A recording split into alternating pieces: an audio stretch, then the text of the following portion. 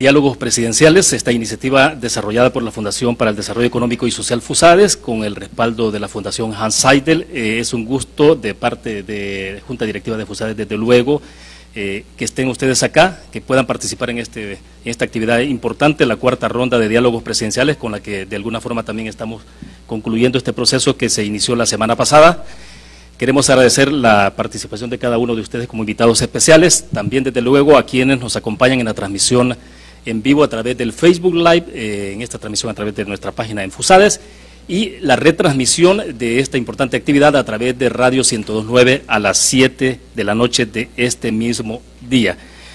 Queremos agradecer que esta mañana está con nosotros Nayib Bukele, candidato a la presidencia por la Gran Alianza por la Unidad Nacional Gana. Bienvenido, candidato, un gusto. Bueno, muchas gracias, William, muchas gracias a todos los que nos invitan aquí de FUSADES, a los panelistas, muchas gracias a todos los asistentes y a todas las personas que nos están viendo a través de las diferentes plataformas de transmisión. Excelente. Les explico rápidamente un poco cómo es la mecánica, la misma que hemos desarrollado en las tres rondas anteriores con los candidatos presidenciales. Es exactamente igual en términos de las normas, las reglas del juego y también los tiempos establecidos y la participación de nuestros expertos. Diálogo presidencial se compone de 4 bloques. Está el social, que será la parte que corresponde a la doctora Elga Cuellar, directora del Departamento de Estudios Sociales de FUSADES. El segmento económico a cargo de Álvaro Trigueros, del Departamento de Estudios Económicos. La parte institucional a cargo de Javier Castro, director del Departamento de Estudios Legales. Y el de Seguridad Pública a cargo de Luis Mario Rodríguez, director del Departamento de Estudios Políticos de FUSADES. Cada bloque tiene una duración en tiempo real para su participación candidato de 17 minutos en términos sumados, pero tenemos los primeros 10 minutos. Hay una pregunta inicial que desencadena su respuesta, en la que usted puede hacer uso de los 10 minutos si lo desea. Si usted contesta en 5 o 7 minutos la pregunta, pues bienvenido, eso da espacio a que pueda haber un poco más de interacción de parte del especialista en ese segmento. Entonces, esa es la dinámica en cada uno de los bloques. A los 10 minutos, entonces, hay derecho a una pregunta, repregunta, y luego quedan 7 minutos más. Igual, yo estaré sumando los 17 minutos completos que tendrá usted, y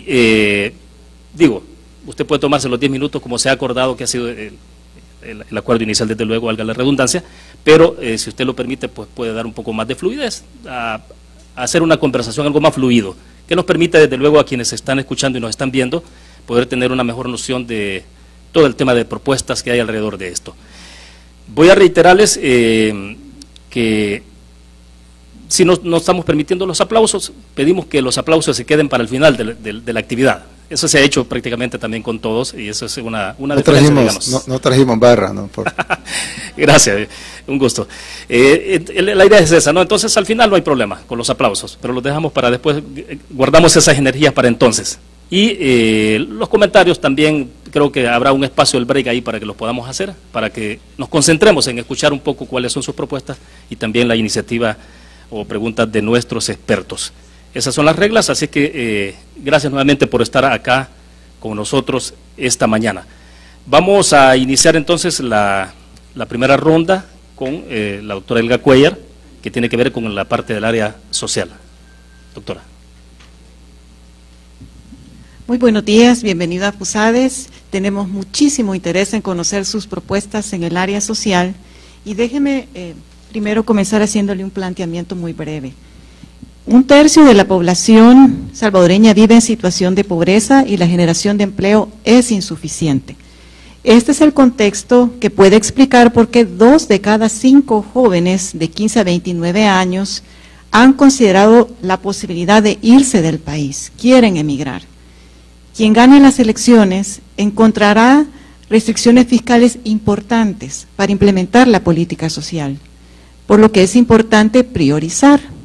Si usted fuera electo presidente, ¿consideraría que una política de asistencia, como la del programa Bienestar Social, que recientemente se ha anunciado en los spots de televisión y radio, que tiene elementos de voluntariado y claramente de asistencia, a mí me gustaría saber, y creo que al público también, si consideraría que una política de asistencia como esa es suficiente para acabar con la pobreza? Bueno, muchas gracias. En primer lugar, Gracias, doctora, por la pregunta. Muy pertinente y sobre todo porque es coyuntural y es un programa que recién hemos lanzado, el programa de Bienestar Social. Bienestar Social realmente no es un programa, Bienestar Social es una sombrilla. Es una sombrilla sobre la que queremos basar todos nuestros proyectos sociales y nuestros programas sociales y nuestros objetivos sociales. Normalmente cuando hablamos de programa social, hablamos de programas en algunos casos asistencialistas, o en otros casos hablamos de proyectos o objetivos, como por ejemplo, cuál es nuestra política educativa, o cuál es nuestra política en el tema de salud, o cuál es nuestra política, incluso, yo sé que es otro tema, pero en el tema de seguridad, por ejemplo, o nuestra política económica para generar empleos, que al final todo viene a redundar en eso, en el bienestar social. Lo que nosotros hemos querido hacer con el proyecto de bienestar social y con meterlo en una sola buchaca todo, es porque a diferencia de pensar en cada política como algo específico, como algo separado de lo otro, lo que hemos querido ver transversalmente. Normalmente las políticas tienen objetivos puntuales, por ejemplo, si planteamos una política de generación de empleo, hay alguien que se puede plantear, vamos a generar tantos empleos, o de repente si hay alguien que pone una política económica, dice, vamos a crecer tanto % del PIB el próximo año. O si alguien plantea una política educativa, dice, vamos a bajar la deserción escolar en un tanto %. Pero nosotros hemos querido pasar de los objetivos y pasar a la razón de ser del Estado. Y la razón de ser del Estado realmente no es generar empleos, no es bajar la deserción escolar, no es ninguno de los puntos característicos de cada política, sino que la razón de ser del Estado es generar bienestar social.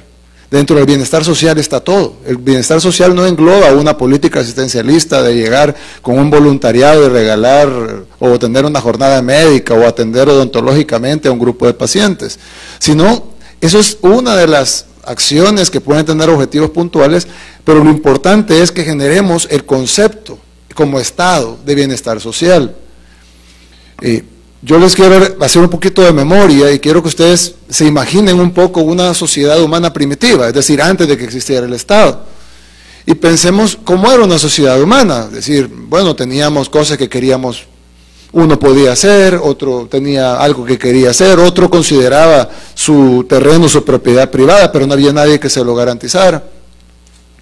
Cuando los seres humanos decidimos crear un Estado, decidimos crear el Estado precisamente para que el Estado nos garantizara esas cosas básicas que todos necesitamos. Es decir, ¿quién iba a hacer la calle? Yo, mi vecino, mi amigo, el que tiene más dinero, el que tenía menos. No, la iba a hacer el Estado. Evidentemente, para hacer esa calle, el Estado tenía que cobrar impuestos para poder hacer la calle. Entonces, en el concepto de Estado más básico, lo más importante para el Estado es cuál es su finalidad. ¿Cuál es la finalidad? ¿Por qué existe el Estado? ¿Por qué pagamos tantos impuestos para que exista este cuerpo de burocrático gigantesco en donde hay más de 90 carteras y donde al final de cuentas cada cartera se enfoca en el logro de algunos objetivos puntuales, pero que al final ¿a dónde vienen a caer? Entonces lo que nosotros queremos, y por eso lanzamos la política, por eso lanzamos el nombre de la sombrilla que cubre todas las políticas, programas del gobierno, es el bienestar social, que es el fin, la finalidad, la razón de ser del Estado y la razón de ser que será de nuestro gobierno. Por eso ponemos la política de bienestar social. Ahora, usted me hablaba algo del asistencialismo. Nosotros estamos claros de que el asistencialismo no resuelve un problema permanentemente, sino que es más básicamente como un bombero, que cuando hay un fuego llega y lo apaga. Pero tenemos bomberos. Es decir, no es que vamos a hacer un Estado que lo que va a tener es un montón de equipos de bomberos que van a llegar a apagar fuegos, pero tenemos que entender que a veces hay fuegos. Por ejemplo, a veces hay epidemias. Hace poco hemos tenido algunas epidemias que el Ministerio de Salud ha ocultado, por ejemplo. Hemos tenido varias epidemias que han sido ocultadas, de fiebre tifoidea, por ejemplo, de dengue, y simplemente se han ocultado los números y hemos vivido las epidemias. Estoy seguro que muchos de ustedes conocerán algún familiar o amigo que ha tenido dengue o fiebre tifoidea o algunas de esas enfermedades en los pasados meses. Han sido epidemias que han sido ocultadas por el Ministerio de Salud, cuando esas epidemias se pudieron haber tratado llegando a las comunidades que la última vez que recibieron una atención de salud probablemente fue nunca, porque el hospital más cercano queda a 4 horas de camino, porque para entrar a esa comunidad hay que entrar por una calle de polvo de varios kilómetros. El dinero para ir a pasar consulta es inaccesible para muchas personas. Entonces, que tengamos una red gigantesca de voluntariado dispuestos a llegar a las comunidades, a llegar con odontología, con oftalmología, con salud preventiva, sobre todo, que ahorra mucho dinero de la salud curativa, porque es mucho más barato prevenir una enfermedad que curarla. Eso creo que no es de menospreciarse, más bien creo que es de promocionar y decirle a la gente, unámonos todos los salvadoreños, no solo en voluntariado, sino que unámonos en cada uno en su trinchera, los ingenieros en ingeniería, los arquitectos en arquitectura y los médicos en medicina, pero unámonos los salvadoreños para sacar nuestro país adelante. La parte de atención, por no llamarla asistencia, la parte de atención médica es una parte muy importante, pero no es la parte principal. Para nosotros, incluso si queremos hablar de política social per se, y aquí pues me muevo un poco de la pregunta inicial, para nosotros el eje principal de nuestra política social es la educación. No se puede desarrollar, y creo que todos estamos de acuerdo aquí en que no se puede desarrollar nuestro país si no se le apuesta a la educación, primordialmente. Y sobre todo, si le queremos apostar a la educación, le tenemos que apostar a la educación en la primera infancia. ¿Por qué? A la educación inicial. ¿Por qué? Porque está demostrado científicamente, no es algo que me tengo que venir a enseñarles o a inventar yo, está demostrado científicamente que entre 0 a 5 años es donde más el retorno de inversión de lo que se pone en educación es muchísimo mayor al resto, porque la neuroplasticidad del cerebro del niño está más apta para desarrollarse en ese momento. Incluso nosotros hemos ido más allá. Mi esposa es especialista en psicología prenatal y ella, que está dirigiendo este programa de bienestar social, o más dicho, esta sombría de programas de bienestar social, me dice, donde más tenemos que invertir no solo es en los niños, en educación inicial, sino en educación prenatal, que fortalece el vínculo afectivo entre una madre con su bebé antes, cuando todavía está en el vientre. Por ejemplo, la alimentación, y ahí tal vez nos pasamos al tema de salud, pero por eso es que hablamos que todo es transversal y todo va dentro del bienestar social. Solo el hecho de que nuestras madres embarazadas tomen ácido fólico en el embarazo, nos va a dar un resultado tangible para este muchacho que luego de nacer va a crecer y luego va a ser un bachiller y luego un profesional. El resultado, la rentabilidad social, la rentabilidad para él, la rentabilidad para su familia y la rentabilidad incluso para el país va a ser mucho mayor si su madre tuvo ácido fólico en el embarazo. Entonces, cuando vamos a repartir pastillas de ácido fólico, por ejemplo, no es un proyecto asistencialista, porque asistencialismo sería irles a regalar dulces. Pero cuando damos ácido fólico, estamos invirtiendo en educación y en salud, estamos invirtiendo en el desarrollo del cerebro en el momento que se está aún formando en el vientre materno. Una buena alimentación, por ejemplo, si hablamos de nutrición, una simple atención de un nutricionista a una madre embarazada nos puede cambiar todo el espectro de cómo esta persona va a ser en el futuro. Porque si su cerebro se forma bien, si su sinapsis se forma bien, si todo su sistema nervioso se forma bien, si el vínculo afectivo de una madre con su bebé se forma bien. Hay estudios que demuestran que si una madre está en estrés, el nivel de cortisol que recibe el bebé, el nivel de hormonas, de adrenalina nocivas que recibe el bebé, va a tener un resultado negativo en el niño o en el joven que va a ser después. Entonces, para nosotros, esto de bienestar social es una sombría que hace transversal toda la inversión, porque al final de cuentas no se puede tener desarrollo económico, que logramos hablar luego, pero no se puede tener si no tenemos educación. No se puede tener educación si no tenemos salud. No podemos tener empleos o capacitar a nuestros jóvenes para los empleos del futuro, que lo vamos a hablar en un rato, si no tenemos jóvenes alimentados, jóvenes capacitados, jóvenes atendidos, jóvenes que han recibido una buena educación inicial, una buena educación primaria y una buena educación secundaria. Eso incluye reformar nuestras escuelas, incluye dignificar el magisterio, incluye unificar las bases de datos de educación y salud. Al final de cuentas, solo si unimos transversalmente todas las carteras del Estado en función del bienestar social, es la única forma que vamos a sacar nuestro país adelante. Excelente. Gracias, candidato. Bueno, tiene entonces la pregunta o repregunta, doctora. Usted nos ha explicado la visión de bienestar social que tendría su gobierno y nos ha señalado la importancia de la educación. Y obviamente es importante atender la primera infancia, pero también hay que darle una respuesta a los jóvenes en este momento. Y yo quisiera preguntarle qué acciones concretas usted implementaría para reducir la deserción escolar, que es un problema muy serio en el país, ya que solamente 40 de cada 100 jóvenes en edad de estudiar bachillerato están en ese nivel. ¿Qué acciones concretas implementaría para que ellos puedan terminar el bachillerato y continuar ya sea una ruta laboral o de estudios? Gracias, doctora. Yo creo que la pregunta que usted me hace, aparte de ser muy pertinente, urgente y necesaria, se responde sola, porque realmente el bienestar social es la única forma, pensar holísticamente en bienestar social es la única forma que vamos a resolver ese problema que usted me pregunta y todos los demás problemas en el tema educativo y en los temas de salud y en casi todos los temas.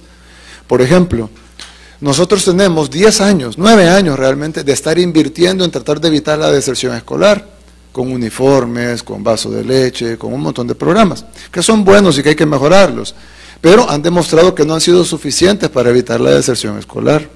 El problema es que cada programa que hacen los gobiernos, y no me refiero a este actual, sino me refiero a todos los gobiernos, y no me van a dejar mentir, porque los resultados han sido muy malos en los últimos 30 o 40 años en nuestro país, la realidad es que vemos de nuevo, ¿qué vamos a hacer puntualmente para evitar la deserción escolar? ¿Qué vamos a hacer? ¿Vamos a poner más bonitas las escuelas? Sí, pero lo importante es que no vemos holísticamente al ser humano. Es decir, si nosotros entendemos que el ser humano no es un objeto, sino que es un sujeto, y que lo que necesitamos es que ese sujeto se sienta completo. Es la única forma que vamos a hacer para que ese ser humano quiere superarse por sí mismo. Por ejemplo, quitamos la educación física de las escuelas. Yo no soy una persona muy dada a la educación a la práctica de los deportes, pero hay muchos jóvenes que son talentos en deportes. No puede ser que en 50 años en El Salvador solo hayamos tenido un Mágico González. Estoy seguro que han habido miles, simplemente se han perdido por la falta de educación y promoción deportiva. Hay jóvenes que quieren estudiar arte. Por ejemplo, ahorita tenemos un bachillerato en artes que lo está impulsando el Ministerio de Cultura, pero no lo está impulsando el Ministerio de Educación. Entonces, ¿cómo es posible que el Ministerio de Cultura no esté de la mano con el Ministerio de Educación para poder validar? ¿De qué sirve un bachillerato en artes que no está validado por el MINED? Yo conozco mucha gente que ya se graduó, pero que hubiera querido tener un bachillerato en artes.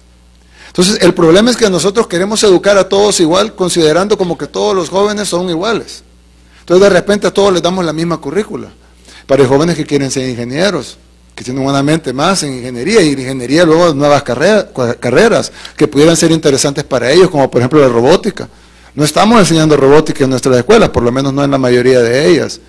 No estamos enseñando nanotecnología, no estamos enseñando los retos para la cuarta revolución industrial, impresión 3D. Entonces, ¿qué pasa cuando un joven quiere, por ejemplo, desarrollar aplicaciones? Si nosotros en nuestras escuelas tenemos escuelas, todavía hay un 20% de las escuelas, perdón, un 80% de las escuelas, me parece increíble, que no tienen acceso a internet. Estamos en pleno año 2018 terminando, estamos a menos de 2 meses para que estemos en el año 2019 y todavía el 80% de nuestras escuelas no tienen acceso a internet. Todavía el gobierno está repartiendo y ni siquiera ha llegado al 10% de lo que prometieron, creo que está como por el 6% de la promesa de llevar una computadora por cada niño, y son unas computadoras de juguete, no han llegado ni al 5% de lo que prometieron que iban a repartir, y con el agravante de que las computadoras al final no están conectadas a internet. Todos sabemos que una computadora en el 2018 no sirve de nada si no está conectada a internet, y todavía hay un 20% de las escuelas que no tienen electricidad. Es decir, que no han pasado la segunda revolución industrial, ya no se diga la cuarta. Lastimosamente, entonces, para un joven, realmente, en un joven, como le digo, si lo vemos holísticamente, tenemos que entender que todo juega un factor por la deserción escolar. Si el joven tiene que trabajar porque no tiene una familia que lo pueda sostener, y él tiene que sostenerse a sí mismo, pues va a desertar la escuela. El tema de las maras, por ejemplo, el tema pandilleril, si el joven está siendo acosado y al final de cuentas termina uniéndose por miedo a la mara, pues va a dejar la escuela. Si el joven tiene la escuela demasiado lejos, o no hay un puente, porque nos gastamos 100 millones de dólares en 2 kilómetros en la Masferrer, pero hemos dejado la mayoría de comunidades en nuestro país abandonadas, entonces no hay una forma para que el joven pueda ir a la escuela, o tiene que cruzar con una pita para cruzar y pasar el río. Si no hay alimentación, entonces el joven va a estar buscando alimentación en lugar de estar yendo a la escuela. Entonces, lastimosamente, como no vemos las cosas holísticamente y no vemos al final de cuentas que lo principal y la razón del Estado es el bienestar de ese ser humano, entonces no vamos a resolver ningún problema. No vamos a resolver el problema de la educación, no vamos a resolver el problema de la salud, no vamos a resolver el tema de la economía, el tema de la institucionalidad, incluso el tema de seguridad, o incluso temas que no vamos a tocar acá, pero por cuestiones de temática y de tiempo, pero no vamos a resolver ninguno de los problemas si no lo vemos holísticamente. Entonces, ¿en qué forma, para responder puntualmente a su pregunta, en qué forma hacemos de que los jóvenes no deserten la escuela, o de que los jóvenes se queden en la escuela, o que se queden estudiando, o entrando a un sistema laboral? Es darle holísticamente a nuestra juventud y a nuestro pueblo lo necesario para tener una vida digna. Entender que el joven que está en un caserío allá en Anamorós, no solo necesita que le digamos, tiene que ir a la escuela, usted no está yendo a la escuela, tiene que ir porque si no le vamos a poner una multa. No, ese joven tiene que tener resueltas sus necesidades básicas. Si yo no he comido, yo voy a buscar comida antes de buscar estudio. Pero si les resolvemos a los jóvenes sus necesidades básicas, y no estamos hablando de regalarle dinero de asistencialismo, estamos hablando que haya deporte, arte, cultura, educación, que haya oportunidades de empleo, que él sepa que ese estudio le va a servir de algo. Pero si el 40% de los jóvenes están pensando que mejor se van a lavar platos a Estados Unidos en lugar de estudiar aquí en El Salvador, entonces no vamos a combatir la deserción escolar. La deserción escolar únicamente no se puede combatir con un programa específico. Se debe combatir entendiendo que debemos de resolver lo mínimo para nuestros jóvenes, para que ellos puedan tener la certeza de que yendo a la escuela luego van a tener un empleo que lo va a dignificar, y entender que no estamos preparando mano de obra, sino que estamos preparando, por supuesto que él puede trabajar y está bien, y que es noble el trabajo, pero tenemos que entender que no estamos preparando mano de obra, estamos preparando seres humanos que al final su bienestar social es el fin último y la única razón de ser de un gobierno. Excelente, se nos agotó el tiempo y estamos exactos. Bueno, quedaron ahí unos cuatro segundos, pero estamos bien. Vamos a pasar de inmediato entonces al diálogo sobre política económica. El doctor Álvaro Triguero, jefe del Departamento de Estudios Económicos de FUSADES, tiene la palabra. Gracias, sí, muy buenos días, candidato. Vamos a concentrarnos en esta primera pregunta en el tema de las finanzas públicas. La deuda ha crecido enormemente, la deuda del gobierno, y ya supera los 18.000 millones de dólares. Hay varias causas, no es única, pero hay un mecanismo que ha servido para que la deuda suba aceleradamente por la mala utilización que ha existido de las LETES. Las LETES, nosotros para que se entienda, le hemos llamado la tarjeta de crédito del gobierno. O sea, es claro, por ejemplo, que el dinero no entra ni sale al mismo tiempo, ¿verdad? Por ejemplo, en abril se hace la declaración de impuestos sobre la renta y entran más de 300 millones de dólares a las arcas del Estado. Pero en abril el gasto es normal. Sin embargo, en diciembre hay que pagar los aguinaldos, o también hay que pagar el cierre de la ejecución de muchos proyectos de inversión, y hay que hacer un gasto extraordinario, pero los ingresos de diciembre son normales. Entonces, para eso existe el mecanismo de las LETES, que es como una tarjeta de crédito, pero la Constitución de El Salvador dice eso solo debe utilizarse para descalces de ingresos y gastos de corto plazo. Pero lo que ha pasado en los últimos 10 años es que esta tarjeta de crédito se ha utilizado mal y se ha ocupado para pagar gastos permanentes. se ocupa para pagar salarios, bienes y servicios, también para proselitismo político, que son dinero de el pueblo salvadoreño, que ha pagado con sus impuestos. Entonces, ya van 4 veces que el saldo de Letes se acumula a más de 800 millones de dólares, y entonces coloca al país en una situación de peligro de impago que puede ocasionar una gran crisis. Se nos pueden cerrar las puertas a los créditos internacionales, y entonces la Asamblea Legislativa en 4 ocasiones ha aprobado deuda por 800 millones de dólares para pagar la tarjeta de crédito. O sea, lo que debía ser para gasto temporal se convirtió en una deuda permanente, y así la deuda ha subido en 3.200 millones de dólares por este mal uso de este mecanismo.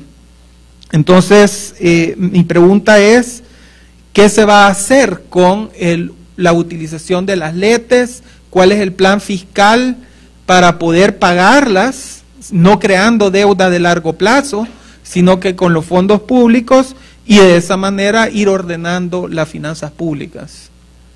Bueno, muchas gracias, doctor Trigueros, por su pregunta. Ya que tengo 10 minutos, me voy a permitir tomarme un espacio, unos minutitos antes, solo para plantear algunas cosas que creo que son importantes aclarar, por si acaso hay algunas dudas. Nosotros en política económica, nosotros creemos fielmente, firmemente, y lo hemos demostrado a lo largo de nuestra trayectoria, tanto en la función pública, en 2 alcaldías ya, como en nuestra vida privada y en nuestra vida empresarial, somos fiel creyentes de la propiedad privada. También somos fiel creyentes de las libertades económicas, es decir, tenemos derecho de comprar, invertir, no invertir, ahorrar, mover nuestro dinero, sacarlo del país, traerlo a nuestro país, etcétera, siempre y cuando sean acciones legales, por supuesto. Somos fiel creyentes que debemos de empezar a reconocer y a premiar y a aplaudir el riesgo que toman los emprendedores a la hora de iniciar un negocio nuevo. Ustedes saben de que 1 de cada 3 negocios va al éxito y 2 no. Entonces, cuando alguien pone un negocio nuevo, tiene la mayor probabilidad de fracasar, y sin embargo lo hace y lo emprende. Emprender negocios es un gran riesgo, y para los que lo hemos emprendido sabemos de que la mayor probabilidad es que vamos a fracasar. Es más, los empresarios grandes dicen, el que no haya fracasado en 2 o 3 negocios en la vida es porque no es un empresario grande. Porque todos los empresarios grandes que tienen muchas empresas, pues por leyes de la probabilidad han fracasado en un par de ellos. Entonces, reconocer ese riesgo y aplaudir ese riesgo, que no cualquiera lo toma. Creo que es importante que generemos esa cultura, como la tienen los Estados Unidos, de reconocer y aplaudir el riesgo que toman los emprendedores. Y eso nos lleva a otro tema que es importante que lo dejemos claro, y es que nosotros creemos en el derecho total al disfrute de la riqueza generada por ese emprendimiento. Es decir, no tiene nada de malo que alguien que hace un emprendimiento y que logra un éxito con ese emprendimiento tenga un disfrute de la riqueza generada por el emprendimiento por el cual tuvo éxito. También debemos de hacer nuestro país uno de los ejes principales para nuestro país, y eso va un poco ligado a lo que preguntó, ya vamos a contestarla puntualmente, es de que debemos de tener un país que sea competitivo a nivel internacional. Tenemos que ser mucho más competitivos que nuestros vecinos, Guatemala, Honduras, Nicaragua, etcétera, pero no únicamente ellos, sino que ahora en un mundo globalizado, pues tenemos que ser más competitivos que los demás países en el mundo, o debemos tener suficiente competitividad para tener inversión extranjera, y eso pasa de nuevo por la visión holística de tener salud y educación para nuestra población, o de tener seguridad física para que las empresas quieran invertir, aparte por supuesto de la seguridad jurídica, y eso viene con otra cosa que quería dejar claro, y es el respeto total a las leyes y al Estado de Derecho, para garantizar de que tener un crecimiento económico real y no una idea trasnochada o un modelo que no ha funcionado y venirlo a importar a nuestro país, como pues algunas personas han planteado, o por lo menos sabemos que lo tienen en su mente. Dicho eso, doctor Trigueros, yo quiero hacer referencia a uno de los datos que usted dio, y es el dato de la deuda pública. La deuda pública ha ido creciendo siempre, desde siempre, no es una cuestión del último gobierno, que creo que yo lo he criticado más que suficiente. Lo voy a ampliar un poquito aquí. La deuda pública ha ido creciendo. Aquí tengo una gráfica del 2003 a la fecha, pero si nos podemos ir para atrás, nos podemos ir para 1992, cuando casi que la deuda la dejamos a cero con los acuerdos de paz. Y la deuda se ha ido incrementando y ha llegado ahora a un lugar ya preocupante para el país, para nuestro país, de 18.000 millones de dólares, el cual pues es un 70% del Producto Interno Bruto. Y a diferencia de otros países, alguien puede decir, sí, pero Suiza o Inglaterra deben más del 100% del Producto Interno Bruto. Sí, pero tienen capacidad de pago. Nosotros no tenemos capacidad de pago en nuestro presupuesto. Además, tenemos un déficit en el presupuesto que se suma a esta deuda. Porque la única forma de financiar un déficit pues es con más endeudamiento. Sin embargo, y usted decía lo de las LETES, y tiene toda la razón, las LETES es más o menos como una tarjeta de crédito. Las LETES es como un documento de pago, no una forma de adquirir nuevo financiamiento. Es decir, es como una tarjeta de crédito. Si yo estoy en un restaurante, probablemente no ande el dinero para pagar la cuenta y la pago con mi tarjeta de crédito. Pero ver la tarjeta de crédito como un documento de financiamiento es terrible, porque al final de cuentas, primero, no es un documento de financiamiento, no es estructurado de esa manera, los intereses son más altos, entonces no es inteligente ocupar la tarjeta como un instrumento de financiamiento, debe ser utilizado como un instrumento de pago. De la misma razón en el país, pues se ocupan los LETES para los hoyos que pueden haber en el flujo de caja en el spread del año del Estado. Pero, como usted bien lo dijo, si a mí me toca pagar en enero el inicio del programa escolar, y hay ciertos gastos que se deben de hacer en el inicio del programa escolar, pero voy a recibir la renta en abril, pues emito LETES y las pago en abril, con el ingreso del impuesto de la renta. Entonces, para eso se ocupan los LETES, no para financiar el Estado. Y el monto no es lo importante. Obviamente, cuando es un monto muy alto no puede ser pagado, pero el monto no es lo realmente importante, sino que lo realmente importante es que no sea utilizado para financiar el Estado, sino que simplemente para cubrir los hoyos de caja que va a tener en el año un spread, como en cualquier empresa o en cualquier familia. Ahora, ¿de dónde nos vamos a financiar si no vamos a adquirir, si nuestro plan fiscal no es de adquirir nueva deuda? Todos ustedes saben que la fiscalidad del Estado, y estoy seguro, doctor Trigueros, que usted sabrá esto muy bien, que hay la fiscalidad del Estado, básicamente, para traerlo en términos sencillos, tiene dos componentes, los ingresos y los egresos. Nosotros tenemos en el país un ingreso que está no completo, porque tenemos el 85% de las empresas están en la informalidad. Si nosotros no le explicamos, como lo hicimos en la revitalización del centro, no a balazos, no destruyéndole los intestinos a la gente con balas, sino con diálogo, con respeto a la dignidad de las personas, y decirles las ventajas de formalizar sus negocios, que en lugar de pagarle a los usureros y a los agiotistas 10 a 20% diario de interés. Yo esto lo sé porque yo he trabajado de la mano con ellos, y pueden preguntarle a la gente en el centro de San Salvador qué opinan de cómo trabajamos de la mano con ellos. Ellos me decían, cuando yo era alcalde, me decían, señor alcalde, pagamos 20% diario. Yo presto $100 hoy y tengo que pagar 120 mañana. Es crédito con plazo de un día y con 20% de interés al día. O sea, casi 1% de interés por hora. Entonces, si ellos entienden las ventajas de formalizar su negocio y de poder adquirir un préstamo, digamos con un interés alto, que puede ser para una empresa grande del 15% anual, pero para alguien que está pagando 10 a 20% diario, 15% anual le liberaría un montón de dinero para poder invertir, para poder crecer su negocio y para tener una mejor calidad de vida. Y luego ahí vamos al tema del bienestar social, de poner el bienestar de esta persona como fin último del Estado. Pero entonces ahí pasa por formalizar a toda esta gran cantidad de empresas, a la mayor cantidad de empresas, microempresas en el país que generan la mayor cantidad de empleos. Si los pasamos a formalizar, pues también el Estado, como un byproduct de lo que estamos haciendo, tendría un incremento en su recaudación. Número uno. Número dos, hay estudios que no los he hecho yo, los ha hecho organismos internacionales, que dicen que solo en evasión y elusión fiscal se pierden 2.300 millones de dólares al año. Alguien pudiera decir, no, ese estudio está exagerado. Digamos que fuera la mitad. Son 1.150 millones de dólares al año. Eso es mucho más que el déficit total del presupuesto de la nación. También, si vemos, por ejemplo, en lo que se ha invertido, nosotros, hay un estudio que acaba de salir, y cuando hablábamos ahí abajo, hablábamos con Luis Mario sobre que iban a tener el World Economic Forum. Bueno, el World Economic Forum dice que El Salvador es el segundo país del mundo que más desvía fondos públicos, solo superado por Venezuela. Es decir, El Salvador es el segundo país del mundo, o sea, superando a Haití, a Timbuktu, a Suazilandia, a Mozambique, a Somalia. Somos el segundo país del mundo que más desvía fondos públicos. Si nosotros dejamos de desviar fondos públicos y empezamos a usar el dinero para lo que el dinero es, el dinero de educación para la educación, el dinero de la salud, para comprar medicamentos, para comprar equipamiento, para la salud, para el cáncer, para la insuficiencia renal, si empezamos a usar el dinero de la seguridad para la seguridad, dejamos de desviar fondos, muchos de ellos que van a terminar en partidas secretas o como le llaman ahora de gastos reservados y terminan siendo robadas por expresidentes o actuales, entonces se puede ocupar mejor el dinero. Si a eso le sumamos que la ejecución presupuestaria de nuestro gobierno actualmente es del 60%, es decir, y aquí lo tengo, es decir, la ejecución presupuestaria de nuestro gobierno es, aquí está lo presupuestado y aquí está lo ejecutado en todas las carteras de Estado, en desarrollo económico, en desarrollo social, en seguridad, solo en seguridad pública, ejecutamos el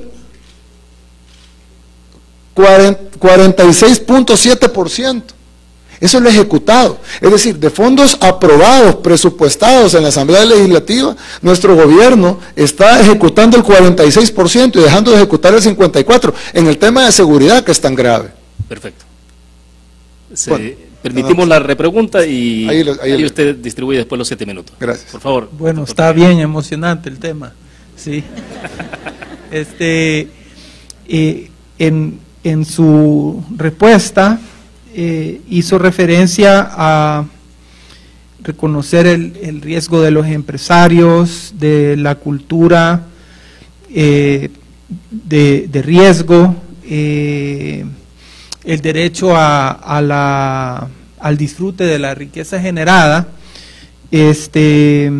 pero lamentablemente pues el país ha seguido un camino que no ha sido ese. Y quisiera poner como ejemplo el caso de la empresa de generación eléctrica por geotermia, de CEL Enel.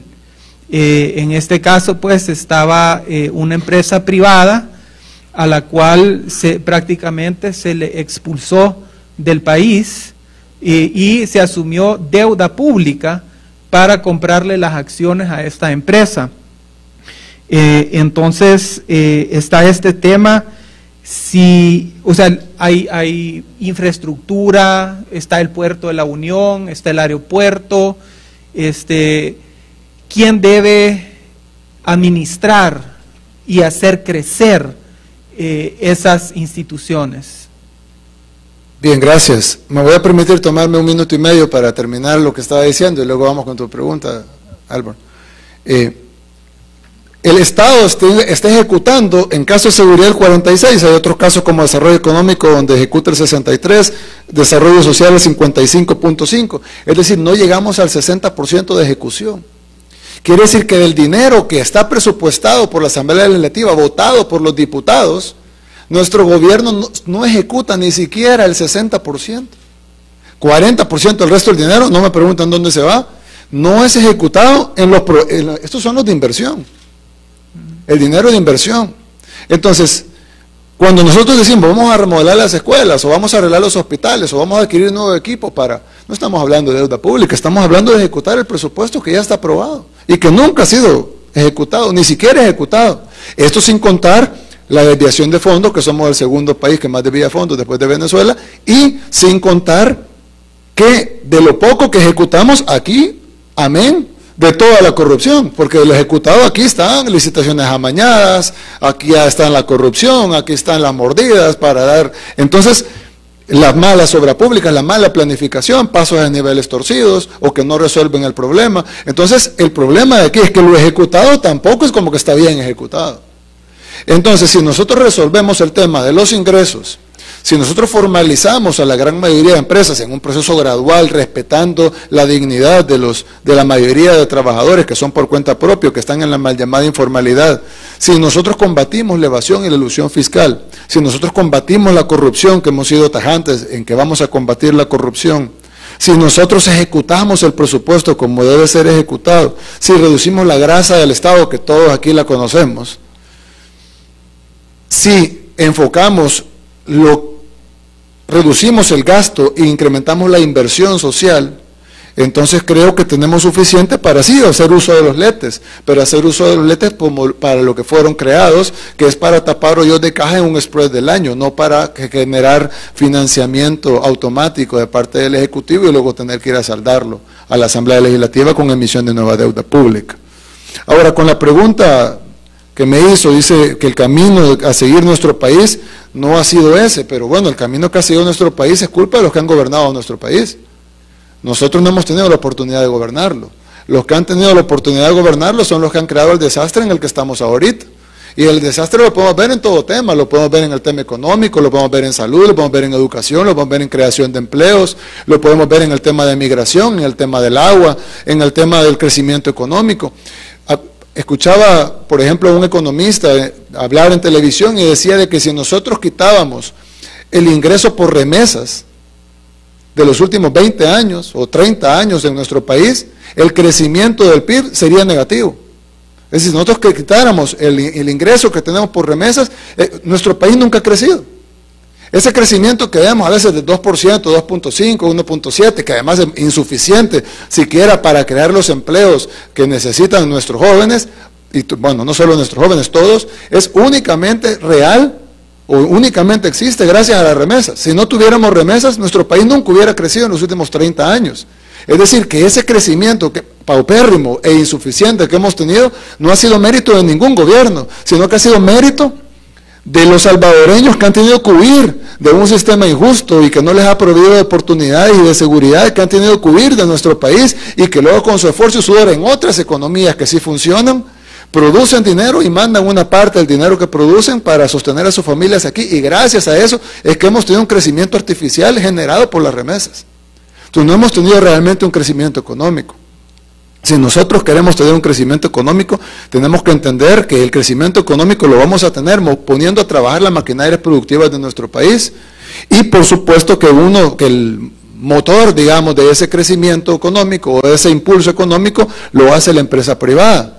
Pero si nosotros tenemos una economía donde no hay educación, donde nuestros jóvenes no están preparados para la cuarta revolución industrial, donde no tenemos inversión pública adecuada para resolver los problemas de nuestro país, donde no engranamos las cosas. Por ejemplo, hablábamos la vez pasada de que en la tiendona, solo en un mercado de los 24 mercados de uno de los 262 municipios, San Salvador, solo en la tiendona se venden 72 millones de plátanos al año. 0% de esos 72 millones de plátanos en un mercado. 0% se produce en El Salvador. A la vez, el consumidor ya está, somos nosotros estamos comiendo esos plátanos. Pero a la vez tenemos 400,000 manzanas ociosas y a la vez tenemos cientos de miles de personas en el agro que no tienen trabajo y que desean un trabajo.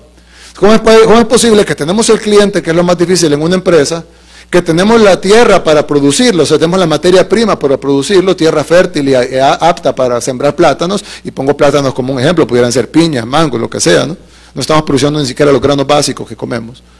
Y por el otro lado tenemos la gente que quiere trabajar. Entonces, ¿qué es lo que hace falta? Lo que hace falta es engranar, simplemente para poder hacer funcionar una cosa con la otra. Y para eso hemos lanzado una propuesta puntual, que es la generación de un fideicomiso de 300 millones, que no es mucho dinero si vemos realmente en todo lo que se ha ido en otras cosas, pues es lo que se lleva a cada expresidente que pasa, y eso es lo que es la punta del iceberg. Generar un fideicomiso de 300 millones para garantizar crédito productivo. Nosotros tenemos una banca nacional muy sana, que es incluso envidia de la banca, de mucha banca internacional, porque la mora bancaria que tenemos en nuestro país es únicamente alrededor del 2%. Es decir, que nosotros pudiéramos generar un fideicomiso de 300 millones que le diera la capacidad a la banca de crecer su riesgo digamos, a un 10%. Como sabemos que es una banca responsable, podemos generar un manual especial para este sector que queremos generar un crédito especial, y 300 millones, si ellos suben su riesgo al 10%, se crearían 3.000 millones de dólares en créditos productivos. Si enfocamos 3.000 millones de créditos productivos, pudiéramos generar 30.000 créditos de 100.000 dólares cada uno. 30.000 nuevas empresas de 100.000 dólares cada uno, generadas con un fideicomiso de 300 millones de dólares para garantizarle a la banca que puedan crecer un poquito más en su riesgo. Es así como trabajaría el Estado de la mano con la empresa privada para generar crecimiento económico. Sí. De acuerdo, estamos bien en los tiempos. Hemos concluido los 2 segmentos. Vamos a hacer una pequeña pausa de unos 10 minutos. Les pedimos, por favor, si podemos tener un poco de puntualidad. Vamos a tener el tiempo para poder regresar después. Nos faltan todavía los diálogos sobre institucionalidad y sobre seguridad ciudadana. Vamos a hacer una pequeña pausa. Saludos a quienes nos ven a través del Facebook Live y están con nosotros en la transmisión a las 7 de la noche en Radio 102.9. Volvemos. Gracias.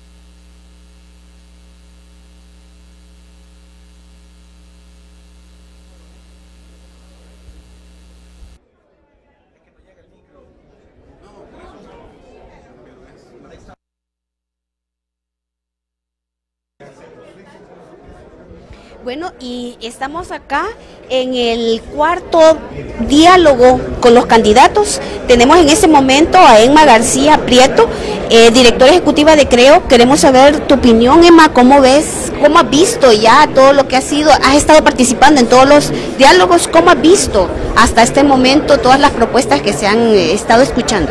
Gracias, Pati. Sí, como usted dice, este es el cuarto diálogo que estamos acá. De verdad que ha sido una gran oportunidad para los jóvenes que queremos cuestionar los planes de gobierno, las propuestas de gobierno. Ha sido una gran plataforma para que nosotros nos podamos acercar a ese cuestionamiento y que al final del día lo que queremos es ejercer un voto informado. Entonces, yo quiero de verdad felicitar a los candidatos porque los cuatro han puesto de su parte para tratar de contestar preguntas bien puntuales, de dar una respuesta de verdad a todas las inquietudes de la población salvadoreña y que podamos hacer un mejor trabajo como ciudadanía para poder cuestionar los planes de trabajo que están presentando. ¿Y cómo ves la iniciativa que está haciendo FUSADES hasta este momento? O sea, ¿cómo ves ya que estamos de cara a las próximas elecciones? Estamos a 2 meses de verdad y con la Navidad encima esto se acorta, entonces la gente como que olvida un poco el tema de la elección por la emoción navideña, ¿verdad? Que es un poco lógica, pero lo que sí es que FUSADES está tratando de hacer este tipo de acercamientos para que yo de verdad me quiero enfocar en los jóvenes porque somos la mayoría en el padrón electoral, entonces para que los jóvenes podamos tener acceso a esta información y que para los que no estén participando aquí físicamente lo puedan hacer a través de las plataformas digitales como el Facebook Live, en el que pueden después ver la retransmisión o solo ver el video y sentarse en su casa a de verdad escuchar lo que los candidatos, los 4, han tenido que decir. Bueno, muchas gracias, Emma, te agradecemos mucho tu participación. Hemos visto que has estado súper activa en todo lo que ha sido los diálogos. Continuamos entonces, vamos a ver qué otras opiniones podemos tomar en nuestro Facebook Live. Gracias. No sé ni cómo cachea. Pedro me saludaba y me saludaba y me saludaba y yo helada. Yo no sé ni cómo pero yo solo le hice así, solo así. Pedro, ay. Vaya, y ahora quién más. Y ahora quién más agarra. Ya tenemos a uno. Pobrecito. Pero yo solo. Él me saluda. Sí, te quitaste el aire vos, el audio vos. Todas las arisas se van a ir allá. Seguíamos oyendo.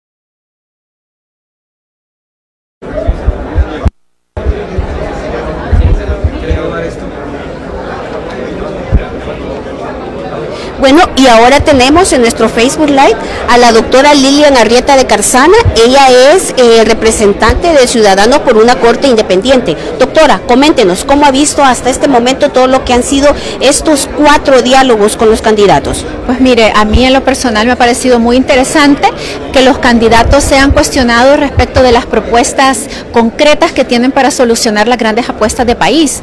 Muchas veces en la campaña de todos los partidos políticos hemos visto muchos ataques, mucho populismo, pero pocas propuestas concretas. Mientras que aquí en este ejercicio que FUSADES ha estado realizando, lo que se ha preguntado ya directamente a los candidatos es qué van a hacer en temas sociales, en temas económicos, en temas institucionales y en temas políticos. Entonces es sumamente importante que los ciudadanos tengan acceso a estos foros para que conozcan más de cerca exactamente qué es lo que ofrece cada candidato, ver qué tan sólidas son esas propuestas para que de esta forma tengan un voto más informado el día de las elecciones el año próximo. Claro, y doctora, y como ya que se va a acercar la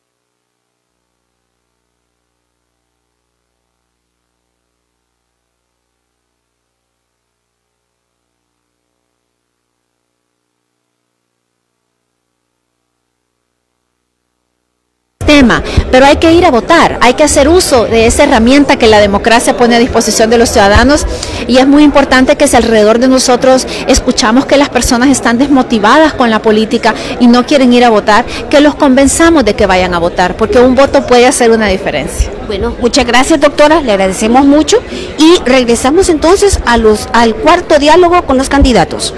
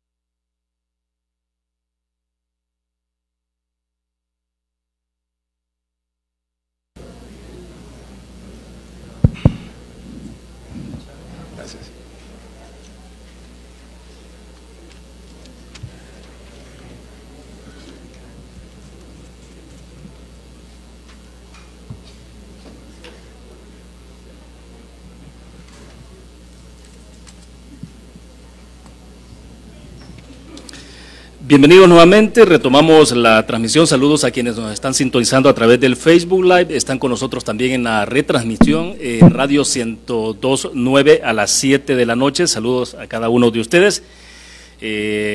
Vamos a retomar entonces la segunda parte de Diálogo Presidencial.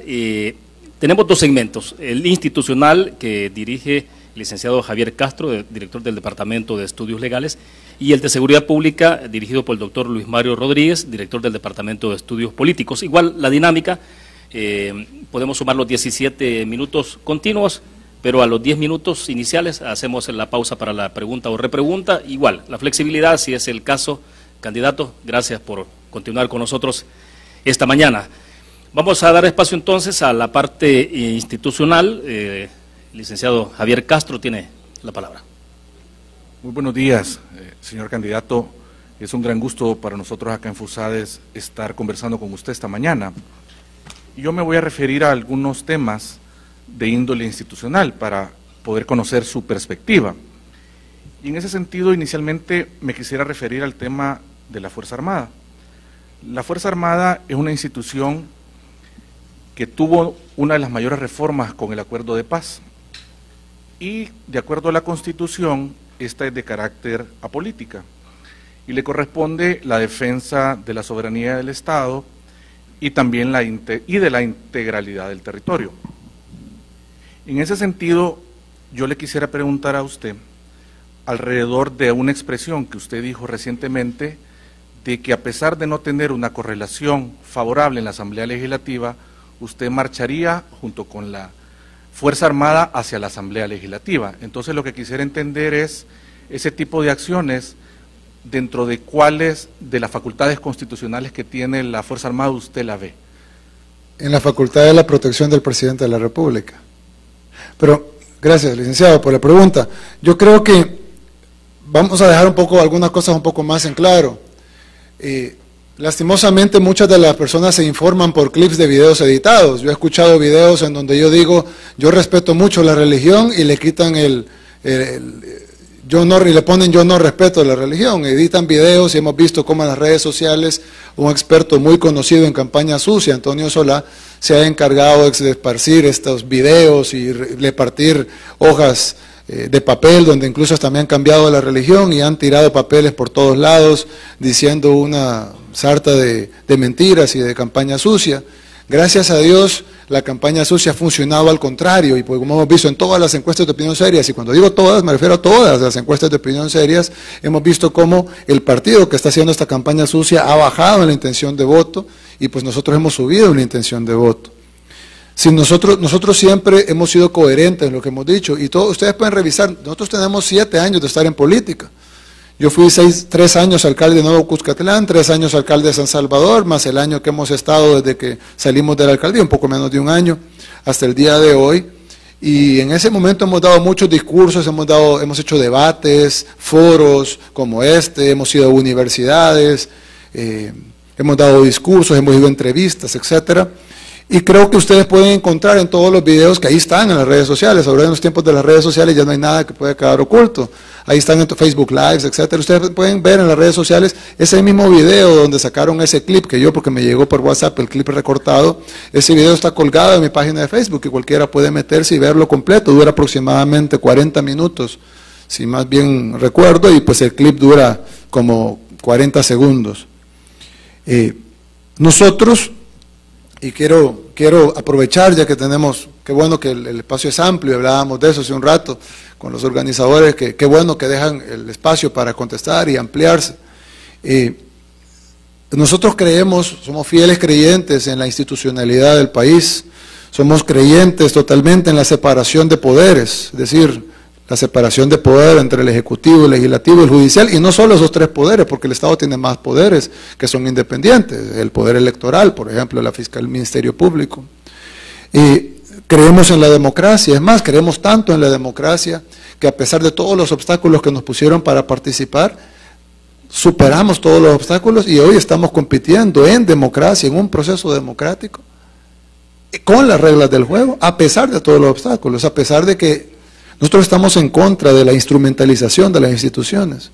Lastimosamente en nuestro país, tanto arena como el FMLN se han encargado de instrumentalizar nuestras instituciones, y creo que no me van a dejar mentir, ustedes mismos han visto cómo las instituciones se ponen al servicio de partidos políticos. En el Tribunal Supremo Electoral, por ejemplo, nosotros cumplimos todos los requisitos por 4 para poder inscribir nuevas ideas, no se nos permitió. Se utilizó la institucionalidad del país para violar los plazos electorales y no permitírsenos participar. Luego nos inscribimos a Cambio Democrático y sin sola institucionalidad del país para no permitírsenos participar, y se canceló ilegalmente. Y cuando digo ilegalmente no solo lo digo yo, lo dice la ley, lo dice la Procuraduría para la Defensa de los Derechos Humanos y lo dice hasta el secretario general de la OEA, el doctor Luis Almagro, de que se canceló de una forma ilegal Cambio Democrático, de una manera express para impedirnos participar. Sin embargo, nosotros, respetuosos de la institucionalidad, respetuosos de las reglas del juego, nos inscribimos en un partido legalmente establecido y así estamos participando ahora. Nosotros, una vez yo estaba en una convención de la Unión de Capitales Iberoamericanas, la UCSI, en San José, y ahí en la UCSI queríamos hacer un pronunciamiento en contra del gobierno de Venezuela por haber disuelto la alcaldía de Caracas. Ellos disolvieron la alcaldía de Caracas porque no la podían tomar de manera democrática, y entonces decidieron disolverla. Entonces nosotros ahí en la UCSI planteamos de que la UCSI debería de hacer un pronunciamiento porque la Caracas es la capital de Venezuela y es miembro de la UCSI. Entonces al disolverla habían disuelto nuestros miembros. Nosotros dijimos de que debíamos de hacer un pronunciamiento fuerte en contra del gobierno de Venezuela por esa acción. Los gobiernos de izquierda, los gobiernos de capitales de izquierda, o llamados de izquierda, porque ahora ya no se sabe quién es de izquierda y quién es de derecha, si no veamos la diferencia entre Ortega y Somoza, dijeron de que no querían meterse en problemas políticos, que no consideraban que la carta estaba bien, hicieron una propuesta de una carta que no decía nada. Entonces nosotros, que éramos considerados como en medio, digamos, porque por un lado yo venía de un partido que se consideraba de izquierda, aunque ahora pues ya no se entiende cuál es el de izquierda y cuál es de derecha, y creo que esas definiciones pues quedaron al siglo XX. Yo propuse, y yo les dije a los demás, les hice conciencia a los alcaldes de izquierda ahí en la UCSI, y les dije, ustedes ahorita están siendo testigos de la violación a la institucionalidad y el Estado de Derecho en Venezuela. Si nosotros no somos firmes en reclamar esa violación al Estado de Derecho en Venezuela, cuando a ustedes les pasa en sus países, ustedes van a venir aquí a esta institución, van a pedir ayuda y sus contrapartes llamados de derecha les van a decir no, porque la vez pasada ustedes se negaron a reclamar en el caso de Venezuela. Entonces yo creo que lo importante, porque lastimosamente en nuestro país cuando la institucionalidad se instrumentaliza para favorecer a alguien que no nos parece bueno, nos ponemos contentos. Pero el peligro que hay es que en cualquier momento esa misma instrumentalización de los poderes puede ser usada en contra de nosotros. Por eso es que todos debemos de defender el Estado de Derecho, por eso es que todos debemos de defender la institucionalidad, de la independencia de poderes, por eso es que todos debemos defender que no exista la instrumentalización de las instituciones, y por eso es que todos debemos de apoyar la lucha contra la corrupción entendida en todos sus estados, no únicamente el económico. Lo que nosotros dijimos en la UES va totalmente alineado con eso. Nosotros somos fieles creyentes de la democracia, de la libertad de reunión, de la libertad de manifestación pacífica, sin daño a la propiedad privada, y de la libertad de expresión. Nosotros creemos que la Asamblea Legislativa debe ser totalmente independiente del Ejecutivo. Históricamente lo que hemos tenido es una Asamblea Legislativa plegada totalmente al Ejecutivo.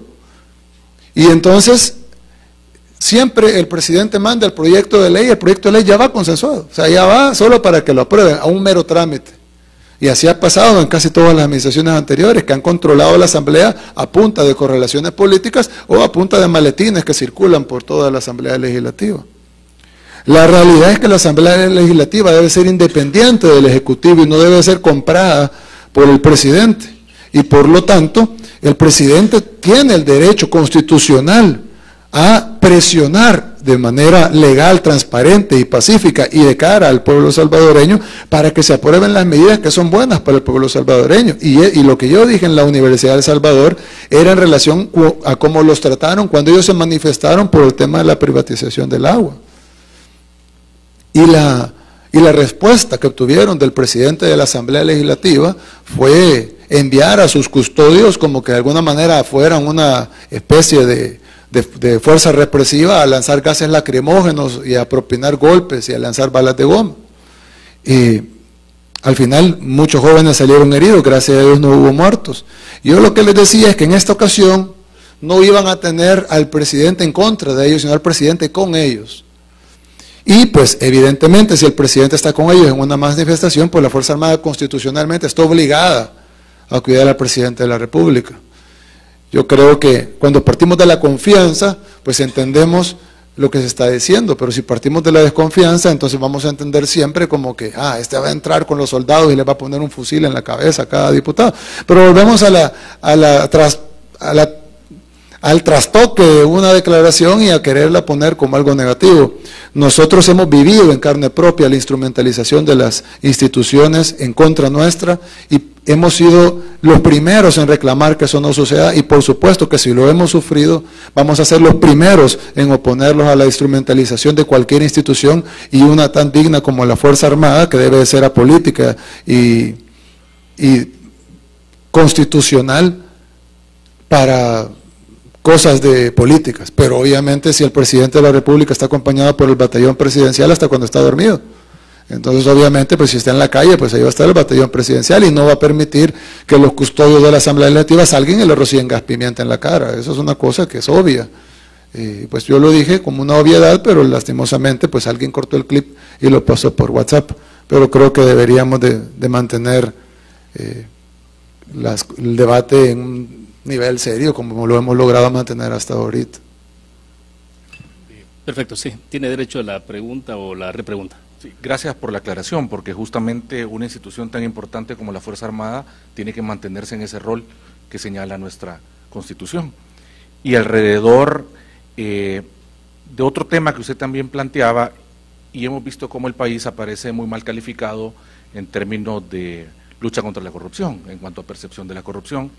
Ya usted mencionaba algunos datos alrededor del tema del desvío de los fondos públicos y las consecuencias que esto tiene para la institucionalidad del país. Le quisiera preguntar qué propuestas concretas usted priorizaría para combatir la corrupción y dentro de ellas, si se ha contemplado incluir mecanismos que regulen y eviten los conflictos de intereses, tanto a nivel político como a nivel empresarial. Gracias. Sí, bueno, excelente pregunta, muchas gracias, licenciado. Sí, correcto, nosotros creemos en un Estado de Derecho y un Estado de Derecho se cimienta sobre la seguridad jurídica.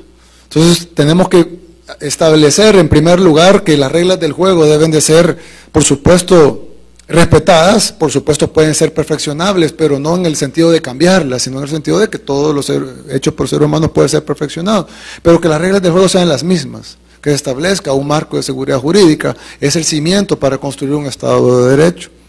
Luego viene el tema de la justicia, y es importante, y ahí viene el tema de la corrupción, y más bien la impunidad, porque el problema que tenemos más grave no solo es la corrupción, sino de la impunidad que se genera luego de la corrupción. La búsqueda del bien común, que es básicamente lo que hablábamos del principio, que es el fin último del Estado, que es la búsqueda del bienestar social, o bien común si le queremos llamar así, que incluye la educación, la salud, el bienestar económico, etcétera, y eso nos da una convivencia en un Estado de Derecho. Una de nuestras propuestas más importantes es el combate a la corrupción. Puntualmente, para responder a su pregunta, fue una de nuestras primeras propuestas la eliminación de la partida secreta. Alguien respondió por ahí de que la partida secreta no existía, pero sí existe.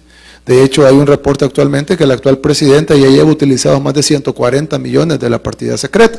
Cambiarle de nombre a algo no es dejar hacer lo que no existe, es simplemente cambiarle de nombre. De hecho, no permiten que se audite, porque dice que no son auditables, porque son reservados. Una cosa es que sea reservado, tal vez para información pública, por cuestiones de seguridad nacional, y otra cosa es que no sea auditable. Es decir, ¿cómo va a haber un fondo público que no sea auditable? Es absurdo, es una contradicción en sí misma. Nosotros hemos planteado la eliminación de la partida de gastos reservados. Otra de nuestras propuestas ha sido impulsar la creación de una comisión internacional contra la impunidad y la corrupción, que es la CICIES. Es una propuesta que nosotros hemos planteado, creo que es una propuesta, además, no solo creo, los estudios de opinión lo dicen, la mayoría de la población, creo que el estudio de la Bueno, hubo una encuesta, por aquí la tengo, que dice que el 90 y pico % de la población está a favor de la creación de un ente como las CICIAS. ¿Por qué? Aquí está, sí, 91. ¿Estaría a favor de la creación de un ente paralelo a la Fiscalía para investigar casos de corrupción? Sí, 91%, no 6%, no sabe, no responde 3%.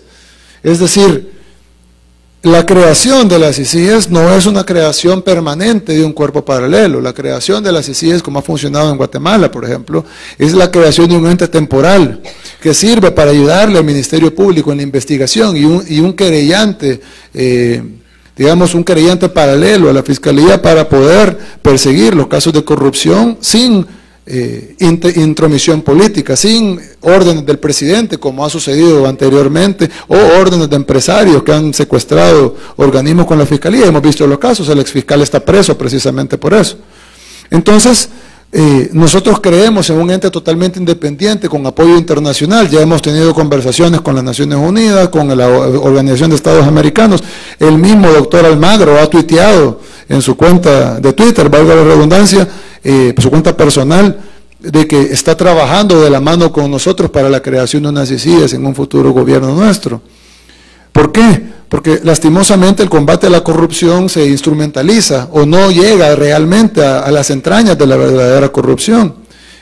Entonces, lo que nosotros queremos es generar un combate a la corrupción, porque el combate a la corrupción llega directamente a todos los problemas que tenemos como Estado. No vamos a poder resolver el problema de salud, no vamos a poder resolver el problema de educación, no vamos a poder resolver el problema del agua, por ejemplo, el problema de la falta de empleo, del bajo crecimiento económico o de la poca inversión pública si no resolvemos el tema de la corrupción. Entonces nosotros puntualmente, aparte de la eliminación de la partida secreta, hemos propuesto la creación de una Comisión Internacional contra la Impunidad y la Corrupción, que sea totalmente independiente del órgano ejecutivo, que sea totalmente independiente de los órganos del Estado, para que esté trabajando a la par del Ministerio Público, incluida dentro del Ministerio Público la Fiscalía, para que lleve los casos de corrupción. Pero finalmente, el fin último de las CICIAS no es quedarse para siempre, sino ser un ente transitorio que combata los casos de corrupción, pero que genere dos cosas. La primera es una capacitación y una depuración del sistema judicial y una capacitación para el Ministerio Público en sus 3 ramas. Y la otra es generar una cultura de no corrupción. Lastimosamente nosotros vivimos en una cultura de corrupción y lo vivimos todos los días, desde la persona que le da una mordida al policía para que no le ponga una multa de tránsito hasta el presidente que se lleva $300 millones. Hemos creado una cultura de corrupción. Luego de un periodo de combate a la corrupción, nosotros esperamos que se genere en nuestro país una cultura de no corrupción, donde el funcionario público por naturaleza no sea una persona corrupta, donde la gente que se acerca a la política no se acerca a la política para componerse financieramente, o que entren empujando el carro y salgan con Ferrari, sino de que realmente trabajen para lo que es la función pública. Yo estoy seguro de que, por ejemplo, los artistas cuando deciden pintar o deciden bailar, o deciden hacer una escultura, no lo hacen por ganar dinero, lo hacen porque es su vocación. De la misma manera la función pública, que ahí sí hay un pago, pero no debe ser exorbitante. Evidentemente una persona con esas capacidades en el sector privado pudiera ganar mucho más, pero así como el artista debe tener una vocación para la función pública, para el servicio público. Pero si lo que quiere es buscar una rentabilidad mayor a la del sector privado, pues no la va a buscar, no la va a encontrar, a menos que vaya buscando corrupción. Pero con un Estado fuerte, que esté ahí para combatir la corrupción, que esté ahí para prevenir la corrupción, que esté ahí para no permitir que ocurra la corrupción, y que si ocurre, pues que pague las consecuencias de la corrupción, y sobre todo que devuelva el dinero robado. Entonces, vamos a generar una cultura nueva, en donde la gente va a empezar a entender la función pública como el servicio público. Así como el artista entiende de que el arte es por el arte, el servicio público es por el servicio público, por el fin último, que es el bienestar social y el bienestar de cada uno de los salvadoreños dentro y fuera de nuestro territorio. Ese debe ser el fin de los funcionarios públicos, pero eso lo vamos a lograr dando el ejemplo, sí, que lo hemos dado en Nuevo Cuscatlán y San Salvador, pero además poniendo entes fiscalizadores que garanticen de que los 9.000 cargos de confianza que tenga el Estado solo pueden ser controlados por un ente independiente que pueda decir, mire, ese viceministro tal o tal está haciendo un acto de corrupción y debe de ser procesado por él. Excelente, gracias. Tenemos el último segmento que tiene que ver con la seguridad pública. El doctor Luis Mario Rodríguez, director del Departamento de Estudios Políticos de FUSADES, tiene la palabra. Muchas gracias, William. Candidato, muchas gracias por acompañarnos. Gracias. Su propuesta de seguridad incluye 3 ejes: la prevención, el combate al crimen y la reinserción. Correcto. Yo quisiera concentrarme en el combate al crimen, porque de alguna manera usted en otros eventos ha aclarado que incluye la prevención, ha hablado sobre el tema de la educación, el arte, el deporte, la cultura, la infraestructura productiva, el empleo joven, que tiene que haber áreas de inclusión y todo lo que se dijo ya en el tema social. En el tema de la reinserción, también buscando información, ha sido usted bastante claro que la reinserción se tiene que dar con jóvenes que han salido de las maras, que no han cometido delitos graves. En el combate al crimen, durante las últimas 2 administraciones de Arena se aplicó la mano dura y la mano superdura. En la administración del presidente Funes se pactó con las pandillas y en la administración del presidente Sánchez Serén se aplicaron las medidas extraordinarias y hay acusaciones de ejecuciones extrajudiciales. ¿En qué se va a diferenciar usted en el combate al crimen? Muchas gracias. Luis Mario, creo que tu pregunta estuvo bien completa porque precisamente pues ya desglosaste parte de los 2 ejes, de los 3 ejes desglosaste parte de 2 ejes, que es el de prevención y que es el de reinserción. Solo le agregaría 10 segundos al de reinserción el tema de las cárceles. Nosotros actualmente tenemos, en lugar de ser centros de reinserción, son universidades del crimen, en donde entra alguien porque se robó una gallina y sale experto en ordenar asesinatos desde la cárcel. Tenemos gente que está condenada a 10 años, por ejemplo, y ya lleva 9 años y medio en la cárcel. Y tenemos que entender que dentro de 6 meses va a salir libre y que si no lo reinsertamos rápido, dentro de 6 meses vamos a tener un criminal que no hay forma de detenerlo más tiempo, porque en 6 meses se acaba su condena de 10 años que ya cumplió. Y probablemente ha cometido otros crímenes dentro de la cárcel, pero no lo hemos enjuiciado ni sabemos cuáles son los crímenes que ha cometido.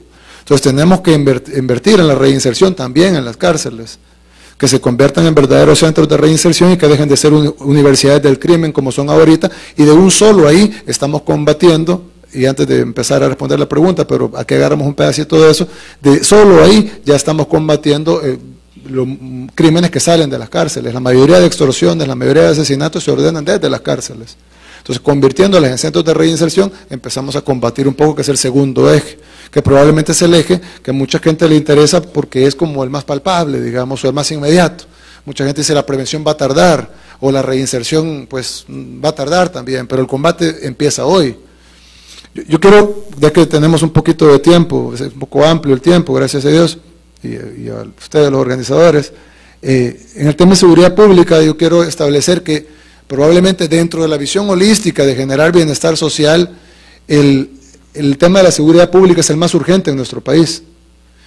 Nadie creo que me va a dejar mentir de que nosotros tenemos, el tema de seguridad es el que más afecta a las familias, incluso más que el desempleo. Es decir, el desempleo puede ser el segundo, pero nadie quiere tener un empleo y morir, prefiere tener un desempleo y no morir. Es decir, obviamente lo mejor es tener empleo y no morir. Pero el tema de la seguridad pública es el más urgente en nuestro país, es el que más afecta a las familias. Incluso si lo vemos desde una perspectiva económica, limita las inversiones nacionales y extranjeras. Imagínense un empresario en Luxemburgo y dice voy a invertir en Centroamérica, y dice bueno, tengo 2 países que puedo invertir, por dar un ejemplo, El Salvador y Costa Rica. Pone en Google El Salvador y le salen maras, muertes, corrupción, una persona descabezada, etcétera. Pone Costa Rica y le salen playas, surf, diversión, oportunidades de inversión, compañías de tecnología. Entonces, obviamente, ¿dónde debe invertir? Por lógica, debe invertir en Costa Rica, aunque Costa Rica tenga peores números macroeconómicos que nosotros. Costa Rica tiene una crisis fiscal más grande que la nuestra, tiene una moneda que se está devaluando y nosotros no tenemos una moneda devaluable. Y sin embargo, estamos más cerca de Estados Unidos que Costa Rica. Somos más competitivos en varias cosas que Costa Rica. Ellos nos ganan por mucho en el tema educativo, pero principalmente nos ganan en el tema de seguridad. Entonces, obviamente, un empresario de afuera no va a venir al país donde descabezan gente. Quiere ir al país donde hay tranquilidad relativa. Entonces, incluso en el tema del turismo, nosotros hablábamos, por ejemplo, de la inversión en turismo, me estoy tomando unos minutos, ya vamos a puntualizar. En el tema del turismo, ¿qué pasa si de repente alguien pone, bueno, voy a invertir en un hotel de surf? En Costa Rica hay playas de surf lindas, en El Salvador hay playas de surf lindas, en El Salvador son un poquito mejores, pero cuando me meto a Google de nuevo, por los resultados, y digo Google como un ejemplo, pues, cuando yo veo la delincuencia en El Salvador, digo, no voy a invertir, mejor invirtamos en Costa Rica, donde tengo más seguridad física para los turistas. O un turista cuando busca dónde va a ir, pues va a ir al país de las playas, del surf y de los bosques, y no va a ir al país de los muertos y de las maras. Por eso es que el tema de la seguridad también es un tema transversal. Un tema económico, leí un estudio donde decía de que las empresas privadas están pagando más de 1.100 millones de dólares en seguridad. Porque cada empresa, por un pequeño cafecito o restaurante, tiene que poner un vigilante armado en la puerta. Para tener un vigilante armado en la puerta 24 horas necesita 3 a 4 vigilantes para cubrir los turnos del día más los fines de semana. Aparte de eso necesita poner una alarma. Muchos negocios tienen que pagar renta. Empresas grandes como La Constancia, como Boquita Diana, tienen que pagar renta. Empresas pequeñas ya no se diga. Empresas pequeñas subsisten pagando renta. Entonces, es decir, si nosotros no resolvemos urgentemente el tema de la delincuencia, viéndolo desde la perspectiva de llevar bienestar a nuestra población y viendo de la perspectiva que si no resolvemos el tema de la inseguridad no vamos a poder generar inversión privada, no vamos a poder atraer inversiones, no vamos a poder generar inversión ni siquiera nacional, porque la gente dice, no, ¿para qué voy a poner un negocio si me lo van a rentear o me lo van a asaltar o me lo van a robar? Entonces, vemos que sin resolver el tema de la inseguridad no vamos a poder crecer el turismo, pues básicamente no vamos a poder reactivar el agro porque van a matar a la gente en el agro, los van a rentear también. Si nosotros no entendemos que holísticamente el tema de inseguridad es algo que tenemos que resolver como nación, ojo, no como gobierno, como nación, y para eso pues estamos todos ahí. Está el gobierno, sí, pero también está la empresa privada. Yo recuerdo a finales del siglo pasado, a finales de la década de los 90 y el principio de los 2000, fue una iniciativa de la empresa privada, de la mano con el gobierno, por supuesto, la que acabó con los secuestros en El Salvador. Vivíamos una epidemia de secuestros donde cada semana secuestraban a alguien, y los secuestros se acabaron. Y se acabaron porque el gobierno trabajó de la mano con la empresa privada para solventar el tema puntual de los secuestros. Hoy por hoy en nuestro país el tema de los secuestros no es un tema prioritario. Prioritarios son los homicidios, las violaciones, las extorsiones, los asaltos, pero no los secuestros. Fue un plan, y eso que ese plan fue hace casi 20 años y todavía está dando frutos. Es decir, sí da frutos trabajar empresa privada de la mano con el gobierno. Planteando puntual algunos de los temas del combate directo a la violencia. Nosotros hemos planteado la tecnificación y la capacitación de nuestros policías. No es posible, por ejemplo, que nuestras fuerzas de seguridad tengan un salario que de entrada es paupérrimo, luego no es bancarizable. Yo no sabía esto hasta que lo estudiamos, que los policías no tienen acceso a crédito bancario, no son sujetos de crédito, aunque tengan 20 años de recibir un salario estable y haber nunca cometido una falta, no son sujetos de crédito, porque los bancos o las agencias de crédito, incluso los que dan carros, vehículos al crédito, dicen que no le pueden dar crédito porque puede morir. Es decir, ¿cómo pretendemos que un policía dé la vida por nosotros si ni siquiera como sociedad estamos dispuestos a darle un crédito? Es decir, hay una disfunción en nuestra sociedad cuando pretendemos que alguien dé su vida o ponga en riesgo su vida por nosotros y no somos capaces de brindarle las condiciones para sacar un crédito. Ojo, no estoy hablando de un crédito de 100,000, un crédito por una refrigeradora. Un policía no es sujeto de crédito para una refrigeradora. Entonces nosotros necesitamos dignificar a la policía. Establecer, hay formas fáciles, establecer garantías para que los bancos puedan darle créditos a los policías. Los policías viven en zonas dominadas por pandillas muchas veces, en la mayoría de casos. ¿Y qué pasa cuando el policía llega no uniformado a su casa en la noche? Es un target para los delincuentes.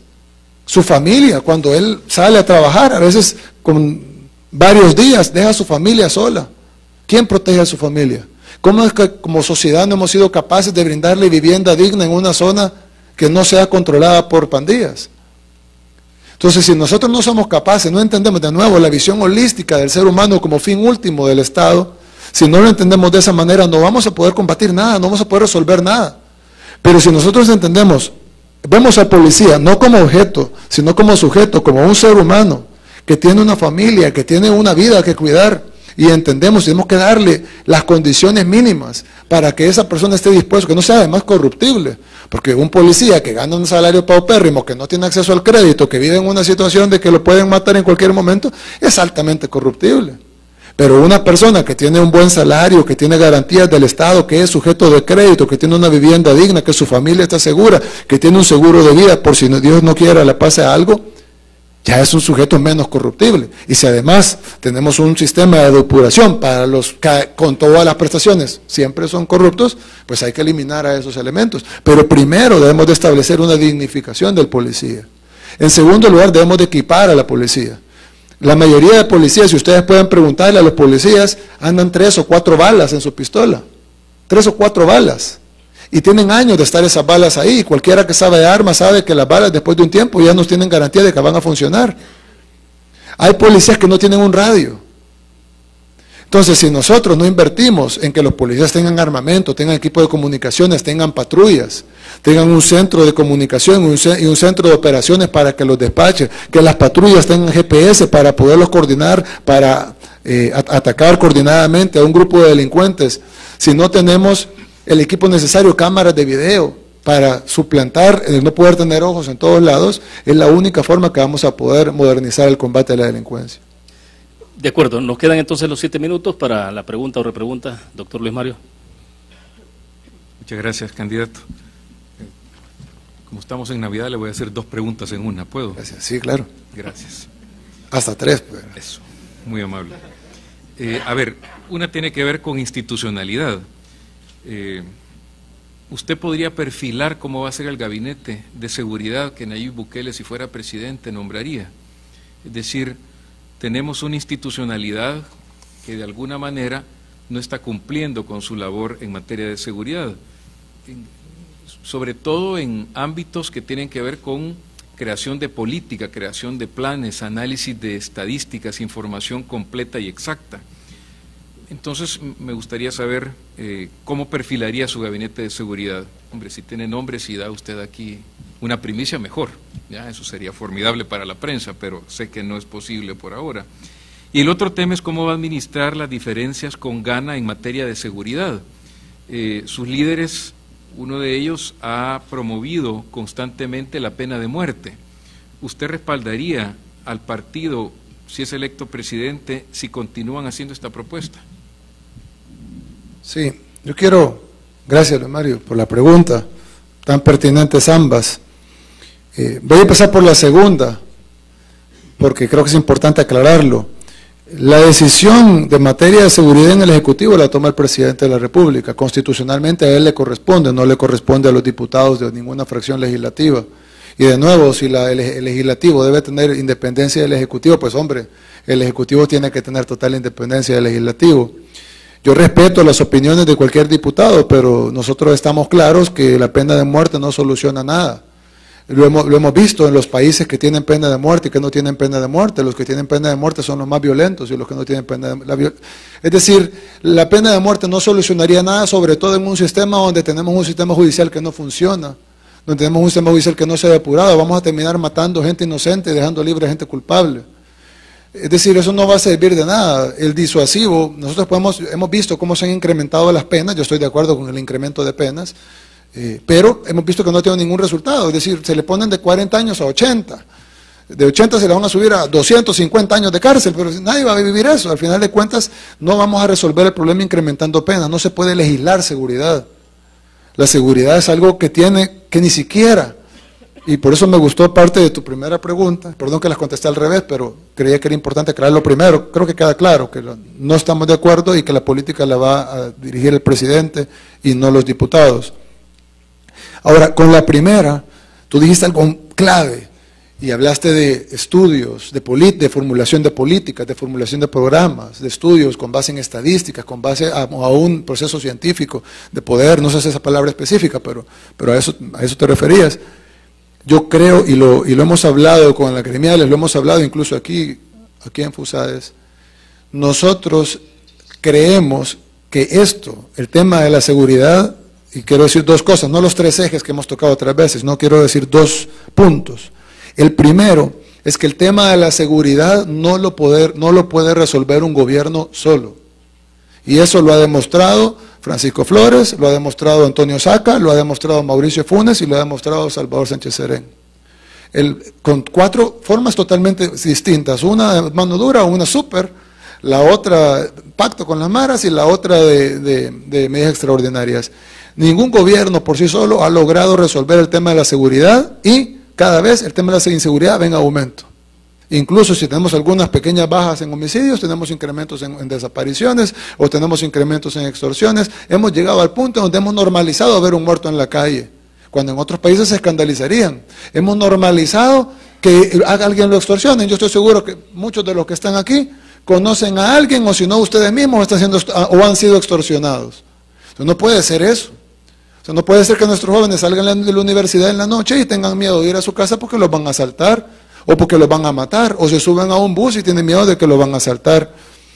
La única forma, esta es la primera, la única forma de resolver es que unamos fuerzas, el gobierno con la empresa privada, con las organizaciones como el caso de FUSADES y con la sociedad. Si nosotros empezamos a tomar decisiones agresivas, pero agresivas no en el sentido de la violencia, sino agresivas en el sentido de la creatividad y de la determinación y la voluntad de hacer las cosas que se tienen que hacer para solventar el tema de la violencia, se puede solventar, como se solventó el tema de los secuestros. Pero tenemos que entender, número uno, que va a requerir de recursos. Y tenemos que hacer un pacto y un trato entre todos nosotros, un pacto fiscal de dónde vamos a sacar esos recursos. Porque nosotros ya hemos esbozado dónde podemos sacar algunos recursos, de la buena administración, de la fiscalidad, de la formalización del sector informal, del combate a la evasión, a la elusión y a la corrupción. Pero también podemos hacer un pacto. ¿Cuánto estamos gastando ahorita privadamente cada una de las empresas en seguridad? Es decir, ¿qué tal si hacemos un plan nacional que no venga del Ejecutivo, sino que venga de todos nosotros, que incluyamos todos esos estudios, políticas? Hay estudios que ya están hechos.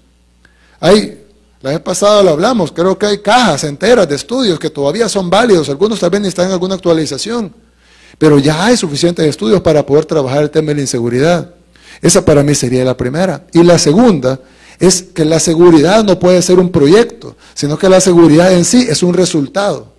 Y es un resultado de todas las políticas públicas juntas. Es el resultado de una sociedad donde se ve al ser humano como fin último. Es el resultado de una sociedad, si no veámoslo en los países de Europa, o en Canadá, o en Japón. Es un resultado de una sociedad que funciona y un tejido social que funciona. Es el resultado, sí, de una política, aunque entiendo que el tema no era hablar de prevención, pero sí es el resultado de una política educativa, una política de salud, una política de intervención en las comunidades, de arte, deporte, cultura, de educación, de empleabilidad, de que los jóvenes tengan una oportunidad de empleo y no solo la oportunidad de huir del país en una caravana de inmigrantes. Pero si queremos entrar puntualmente a lo que se va a invertir en la policía, bien, necesitamos invertir en que tengan armamento. No es posible. Bueno, yo le preguntaba a la policía, ¿cuándo fue la última vez que fueron a tirar a un polígono de tiro? Me dice, 6 años. 6 años. Es decir, ¿cómo es posible si después de un mes ya uno se oxida en tirar? ¿Cómo es posible que puedan pasar 6 años? No tienen un radio. ¿Qué hace un policía si pasan 6 delincuentes con AK-47 y tiene una pistola con 3 balas, tiene 6 años de no tirar? ¿Qué? Se esconde, pues. Pero ¿qué pasa si tiene un radio? Entonces él puede tomar cobertura, agarra el radio, llama a la estación de control, dice, van 6 delincuentes de la calle tal a la calle tal, el centro de control despacha a las patrullas que están cerca, las localiza por GPS y los intercepta. 4 patrullas interceptan a los 6 delincuentes. Y eso cambia un crimen que hubiera terminado en la muerte de varios salvadoreños y que hubiera terminado en la impunidad, y lo cambia por 6 capturas en flagrancia que van a ir directamente a la cárcel porque fueron capturados en flagrancia con AK-47 antes de cometer un delito. Entonces, si nosotros tecnificamos la policía, la dignificamos primero, la tecnificamos, le damos el armamento, el equipo de comunicación, centros de operación para poderlos despachar, GPS en las patrullas que funcionen, por Dios, la mayoría de patrullas no funcionan. Patrullas que funcionen, les damos armamento, les damos equipo de comunicación, le ponemos cámaras para ayudarles en el combate al crimen, en la persecución de los delincuentes, metemos inteligencia, en el estudio de las cámaras y en los softwares necesarios, vamos a poder combatir el crimen, pero eso pasa por la dignificación, por la inversión en tecnología, por la inversión en nuestros policías, en las patrullas y en el equipo que están usando para combatir el crimen. Bueno, excelente. Se terminó el tiempo, bastante rápido, ¿no? Hubiéramos querido tener más preguntas y más espacio para el candidato, pero bueno, de acuerdo al formato que tenemos, hay 5 minutos ahí que usted puede disponer para las últimas consideraciones, para cerrar este diálogo presidencial, candidato. Bueno, muchas gracias a todos por asistir, gracias a los panelistas. William, muchas gracias por haber moderado impecablemente el foro. Creo que el mensaje más importante que puedo darles es de que independientemente de por quién ustedes voten en las elecciones, no vinimos este día buscando votos, eso lo hacemos en otro tipo de eventos. No vinimos este día buscando votos, sino que venimos con la convicción de que vamos a ganar las próximas elecciones. No lo digo yo, lo dicen la mayoría de encuestas de opinión serias, todas las encuestas de opinión serias, con la convicción de que vamos a ganar las elecciones. Y nosotros lo que queremos es transmitirle dos cosas a todos ustedes y a los que nos están viendo. La primera es la confianza de que no vamos a llevar al ejército a ponerles la punta del fusil en la cabeza de los diputados, ni vamos a cerrar iglesias, ni vamos a ponerle burka a las mujeres, ni nada de eso. Darles la confianza que realmente nosotros, y lo hemos demostrado, ustedes me conocen, diferente fuera que no me conocieran, ustedes me conocen a mi familia, es una familia de empresarios de toda la vida, el único político soy yo.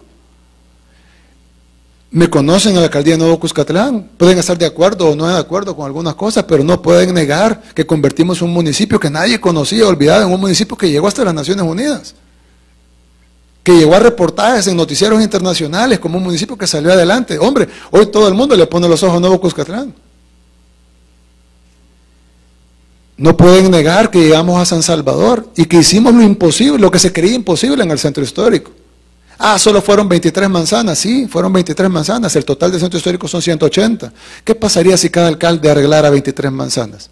En 6 alcaldías, no menos, en 5 alcaldías, en 5 gestiones, 15 años, terminaríamos el 100% del centro histórico totalmente revitalizado, yendo al mismo ritmo que íbamos nosotros, con la diferencia que nosotros ya demostramos que se puede. Estuvimos en una alcaldía donde hicimos una obra cada día, literalmente. Y a diferencia de otros alcaldes que dicen han hecho muchas obras y no han hecho ninguna, ustedes pueden meterse, todavía ahí está la página, unaobrapordía.com, unaobraxdia.com, y ustedes pueden ver cada una de las 1000 obras que hicimos en los 1000 días, cuánto invertimos, en qué comunidad invertimos, cuánta gente fue beneficiada, cuántos fondos invirtieron, de dónde salieron esos fondos, cuántos empleos se generaron, cuántos empleos indirectos se generaron, con fotografías, fechas, con toda la información, transparencia, 1000 obras en 1000 días.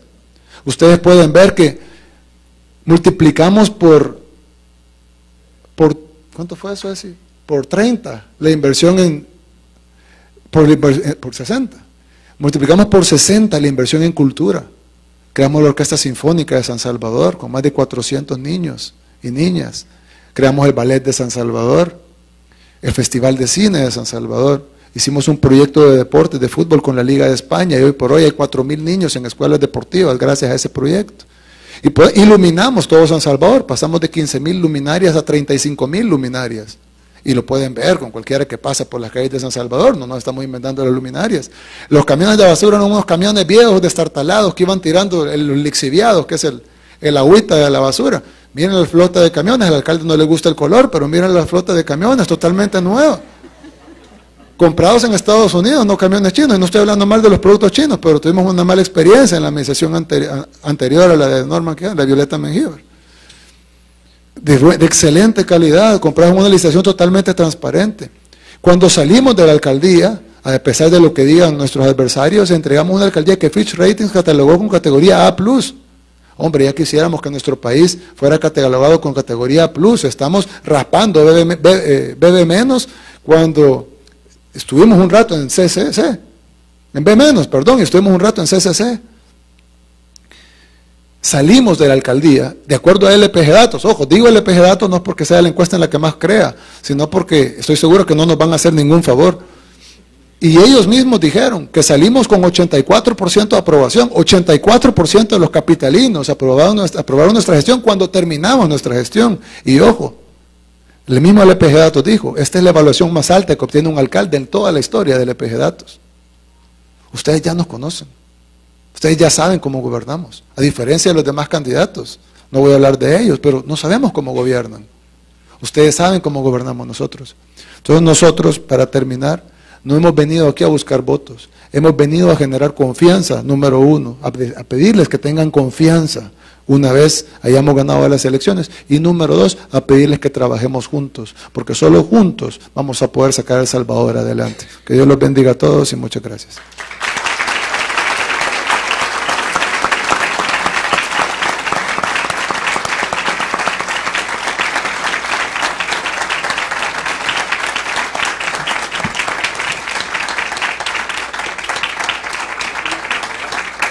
Perfecto. Gracias, candidato Nayib Bukele, por habernos acompañado en estos diálogos presidenciales. Este día estamos cerrando ya la cuarta jornada con las cuatro fórmulas presidenciales, y esto ha sido posible gracias a esta iniciativa de la Fundación Salvadoreña para el Desarrollo Económico y Social, con el apoyo de la Fundación Hans Seidel. Sin duda alguna, un esfuerzo que pretende que nuestra población tome una decisión el próximo 3 de febrero de una forma informada y sobre todo consciente también, alrededor de una decisión que tendrá un impacto para 5 años para nuestro país. Un saludo a quienes nos acompañaron a través de la transmisión en Facebook Live, también a quienes han estado con nosotros a través de las retransmisiones de los 4 diálogos presidenciales que se han realizado a través de Radio 102.9. Gracias a todos, feliz día.